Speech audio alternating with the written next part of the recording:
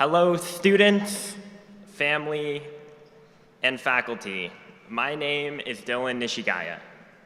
It is an incredible honor to stand before you as a student speaker for our College of Science commencement. First, a huge thank you to the College of Science. And to my fellow graduates, congratulations, we made it.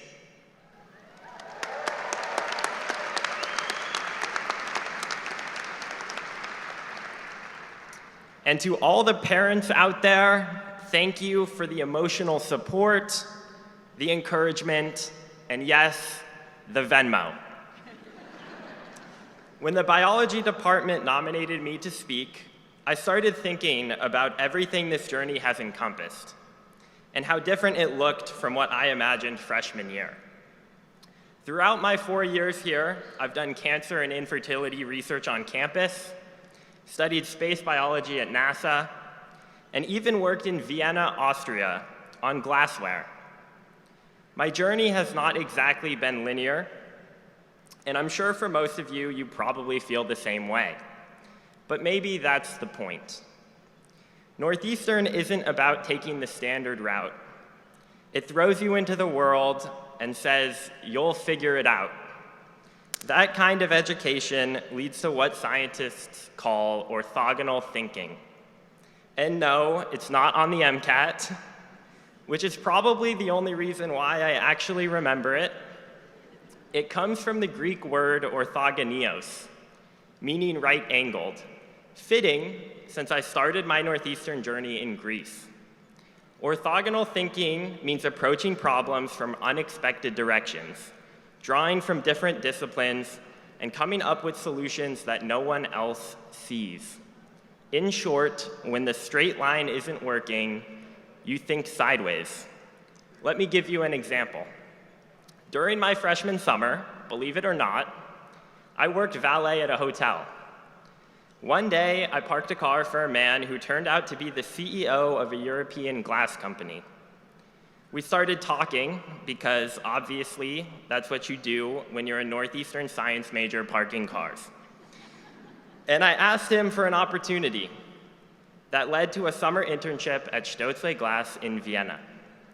Of course, I got questions. How does glass relate to science? Aren't you pre-med? And the classic, wait, how many co-ops do you have to do again? I didn't have all the answers then, but I knew the dots would connect later. In Europe, I learned how glass starts as sand, soda ash, and limestone, melted into molten lava, shaped, cooled, and transformed.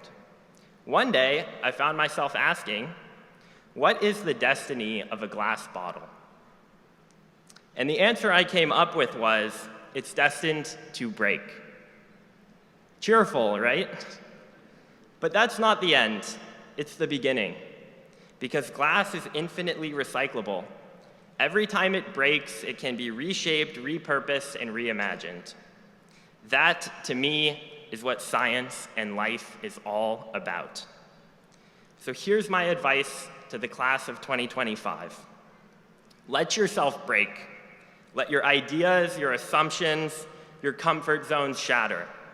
Not because you failed, but because that is where growth begins.